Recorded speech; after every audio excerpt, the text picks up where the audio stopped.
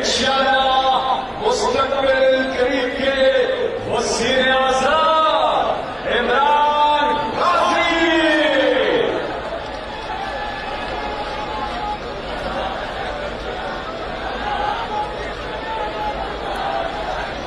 عمران خان صاحب تھوڑی دیر میں آپ سے مخاطب ہوں گے. آج ان کے تاریخ کی گونج میں بتائیے عمران خان سے کتنا پیار کرتے ہیں آپ کی آواز پہنچ رہی ہے.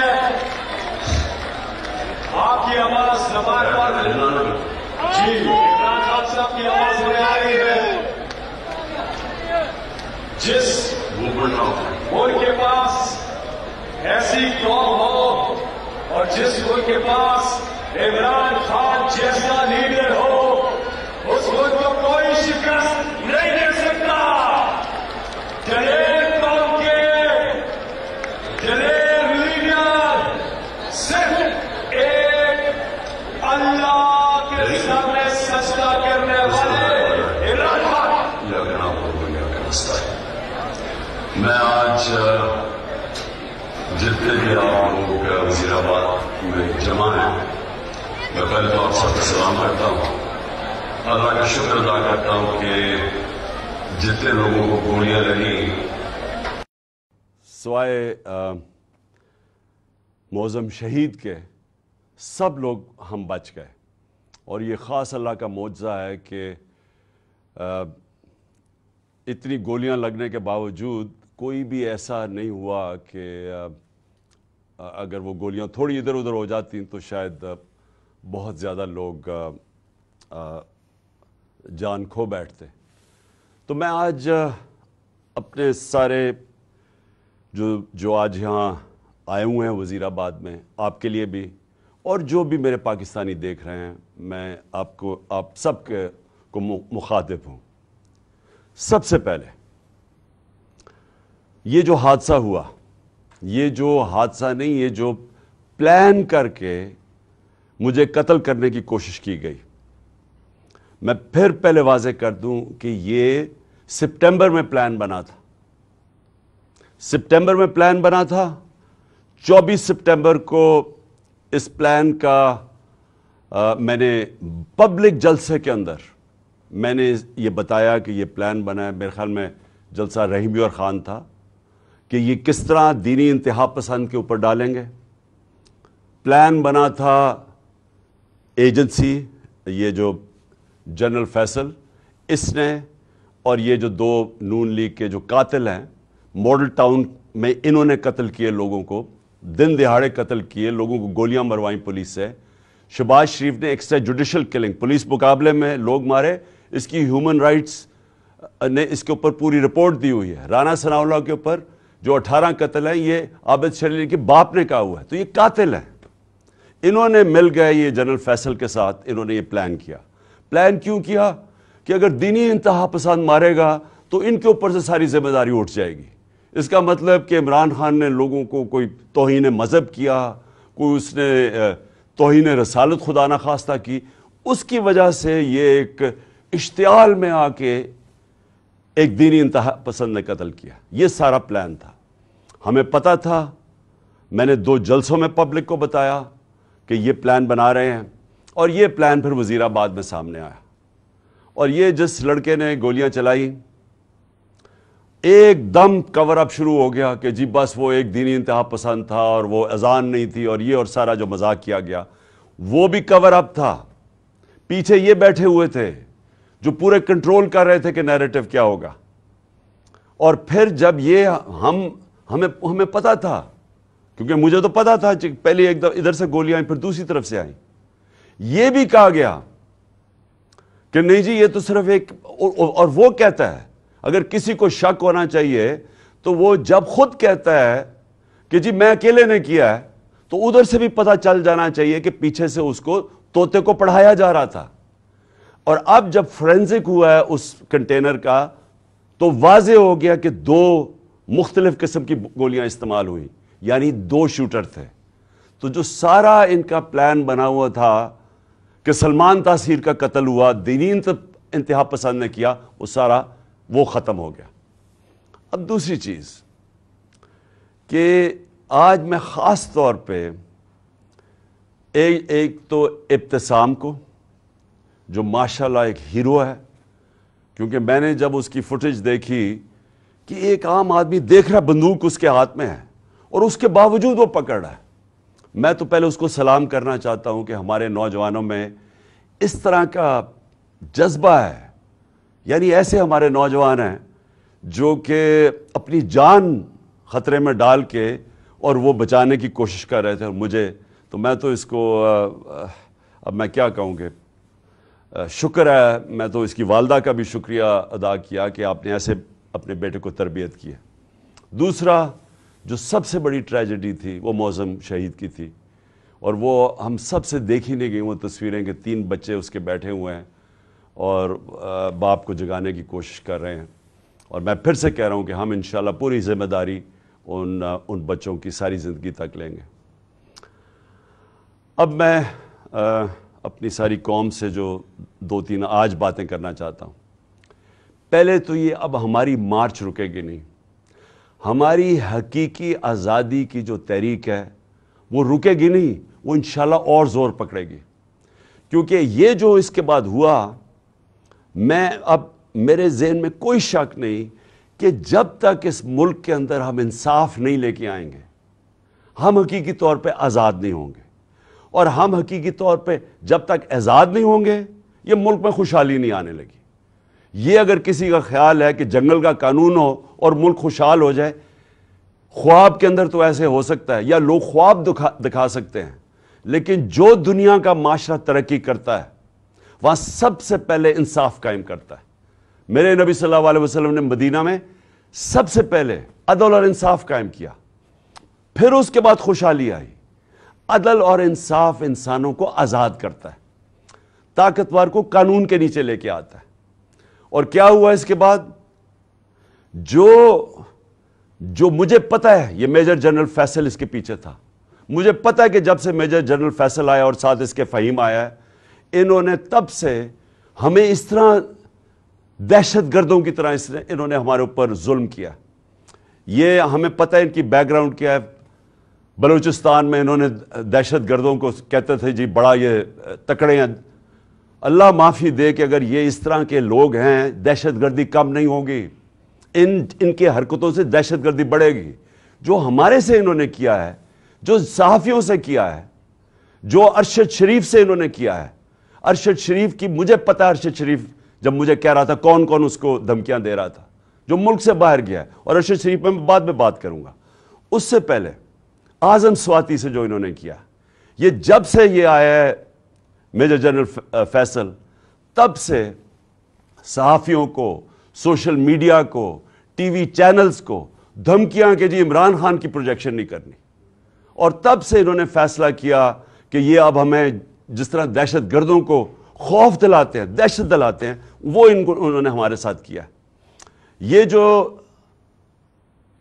ایف آئی آر رجسٹر نہیں ہو رہی، میں پاکستان کا ایکس پرائم منسٹر ہوں، میں سب سے بڑی پارٹی کا سربراہ ہوں، میں اپنی ایف آئی آر رجسٹر نہیں کر سکا کیونکہ میجر جنرل فیصل کا نام آ گیا۔ یہ کوئی ایسا آدمی ہے جس کے اوپر پاکستان کے قانون نہیں لگتے ہیں، اور D G I S P R کہتا ہے کہ جی ہماری فوج کی توہین ہو گئی۔ فوج کی توہین تب ہوگی اگر فوج ایکشن نہیں لے گی، توہین تب ہوگی جب ایک ادارہ اپنے آپ کو قانون سے اوپر سمجھے گا، جب وہ یہ کرے گا کہ ایک پرائم منسٹر کا اگر ایف آئی آر رجسٹر نہیں ہوتی۔ میں سوال پوچھتا ہوں کہ عام آدمی کی کیا حیثیت رہے گی اس ملک میں؟ ایک عام آدمی سے جب کوئی ظلم کرتے ہوں گے یہ لوگ، تو وہ کیا کرتا ہوگا؟ وہ کدھر جاتا ہوگا؟ اور یہ جب تک یہ جنگل کا قانون رہے گا یہ ملک ترقی نہیں کر سکتا، ہم آزاد نہیں ہو سکتے۔ انصاف حقوق دیتا ہے، حقوق انسان کو آزاد کرتے ہیں۔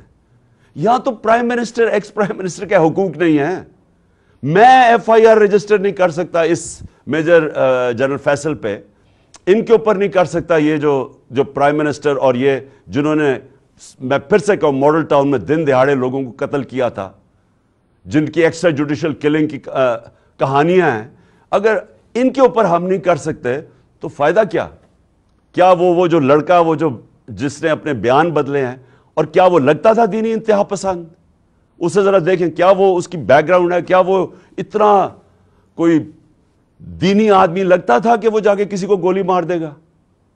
اور اس کو جس طرح طوطے کی طرح پڑھایا گیا ہے، سبق پڑھائے گئے، اور پھر جیسے ہی پتا چلا، اور جو ہم نے تو اوپر سے ہمارے گولیاں گزری ہیں، کہ جیسے ہی واضح ہو گیا کہ دوسرا شوٹر تھا، اس کا مطلب یہ جو سارا پروگرام بنایا ہوا تھا سپٹمبر میں کہ دینی انتہا پسند عمران کو قتل کرے گا کیونکہ اس نے توہین کر دی، وہ سارا ختم ہو گیا۔ اور میں اس لیے سپریم کورٹ کے چیف جسٹس کو آج مخاطب کرنا چاہتا ہوں۔ دیکھیں سر، آپ کی بہت بڑی ذمہ داری ہے آج پاکستان پہ۔ قوم آپ کی طرف اب دیکھ رہی ہے۔ قوم یہ دیکھ رہی ہے کہ پاکستان کا ex prime minister first information report اپنی درج نہیں کروا سکتا، جو اس کا حق ہے۔ انویسٹیگیشن ہو، اس کے بعد پتا چل جائے کہ کیا جو ٹھیک ہے یا نہیں۔ میں اپنے سارے جو مجھے پورا پتا ہے کہ یہ پلان کب سے بنا، کیسے بنا، وہ ویڈیو کس نے نکالی، کس ایجنسی نے وہ ویڈیو نکالی، کون سے ایجنسی کے ساتھ یہ جو وقار ستی ہے اس نے اس کو اٹھایا، پھر کس طرح وہ پی ٹی وی نے 4 دن چلائی، اور پی ٹی وی 4 دن اس طرح کی چلا رہا ہے ویڈیو، اشتعال دینے کے لیے اور پلان کرنے کے لیے کہ جب یہ قتل کریں گے تو کہیں گے جی تو اس نے بڑی توہین کر دی مذہب کی۔ اور اس کے بعد یہ جو نون لیگ کی یہ جو وہ دونوں مریم، دونوں جھوٹی، اور پھر یہ جو جاوید لطیف، انہوں نے جو پریس کانفرنس کرتے ہیں، میں تب سے لگا ہوا ہوں کہنے کہ ان کا پلان بنا ہوا تھا کچھ اور۔ ان کو کوئی دین سے تعلق نہیں ہے، چوروں کو دین سے تعلق نہیں ہوتا، چوروں کو صرف چوری بچانے سے تعلق ہوتا ہے۔ جب چور دین کی باتیں شروع کر دیں کہ جی دین سے توہین ہوگی، تو پیچھے کوئی اور گیم تھی، اور وہ واضح ہوگی کہ تھی۔ اور ان کے ساتھ مل گیا تھا یہ میجر جنرل فیصل، اور اس کی ٹیم نے پوری طرح یہ سارا کچھ انہوں نے پلان کیا، سارا اسکرپٹ کے مطابق گیا۔ اور اللہ کا کرم ہے، زندگی موت جس کے ہاتھ میں ہے، وہ کہتا ہے کہ ایک پلان انسان بناتا ہے اور ایک میں بناتا ہوں، اس نے بچا لیا۔ اور میں چیف جسٹس چاہتا ہوں صاحب کہ آپ اس کے اوپر ایکشن لیں۔ قوم آپ کی طرف دیکھ رہی ہے۔ یہاں شہباز گل کے اوپر کسٹوڈیل ٹارچر ہوئی جب سے یہ فیصلہ آیا ہے، اور وہ شہباز گل اس کا نام لیتا ہے، اس کے نیچے لوگوں نے کی، کچھ نہیں ہوا۔ یہاں اعظم سواتی سے جو کسٹوڈیل ٹارچر ہوئی، اس سے جو کیا، ساری دنیا میں بدنامی ہوئی پاکستان کی، کوئی سو موٹو ایکشن نہیں لیا گیا۔ اور جب اعظم سواتی کی وہ جو ویڈیو کے سیٹ نکلا ہے، ایک یعنی ملک سوچتا ہے کہ ہم اس سے نیچے گر سکتے ہیں۔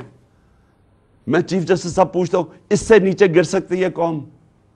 ہماری تو ہے ہی اسلامک سوسائٹی، میں مغربی سوسائٹیز کو کے اندر سے جانتا ہوں، وہاں کوئی تصور نہیں کر سکتا کہ اس طرح کی ویڈیو نکال کے اور اس کی بیوی کو بھیجیں۔ تو ہم کتنا نیچے گر چکے ہیں۔ کب آپ اس ملک کا انصاف کا نظام ہمیں پروٹیکشن دے گا، ہماری حفاظت کرے گا؟ وہ کب وہ وقت آئے گا؟